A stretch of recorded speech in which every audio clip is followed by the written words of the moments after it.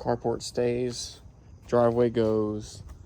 The wall is not on top of the concrete, but we may have to shift it back a hair. He's fine. He's not super attached to it. I'm not against taking a Bobcat and just, before we take anything out, just gently push and make enough space to where we can basically put expansion joint along the edge. I would want it to look at least somewhat straight. I mean, I don't want it wavy, so don't just like push the wall completely out of the way. But he doesn't want to shorten the driveway up, and I don't want to take this wall down just to put it back up again. So he's fine with us basically putting something here like expansion that can just stay. Just like I say, make sure that it's relatively straight, which means cleaning this up a little bit. This is a little bit more firm and straight already than this. Sidewalk will be a line item, and the only thing changing really is he wants this little triangle filled in with concrete also. Everything kind of flows to here, and he's good with it, and he says it flows really good as is, so did not request any change there. He asked if there's anything we can do about the curb. We can either basically cut here and then just make the transition less sharp, or like the neighbor's driveway. Yeah, see, this is what I was telling him. I just about guarantee you there's a puddle here after it rains. He's more downhill than him, so it maybe overpowers it, but it would be really hard to do this over there because, again, just the elevations.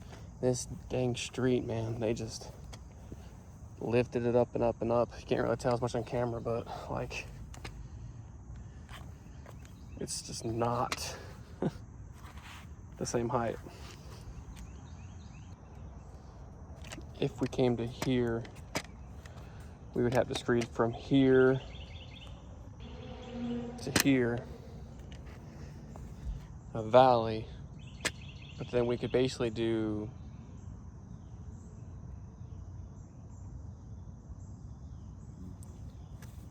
maybe like 10-foot apron where this hump is basically spread out over that first 10 feet.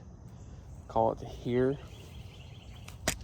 But then you'll probably need some curb, because if this goes down basically to this height, you're going down 3 inches. You're gonna have like a 3 or 4 excuse me, inch curb just to keep that elevation shift, so that way the concrete's not underground.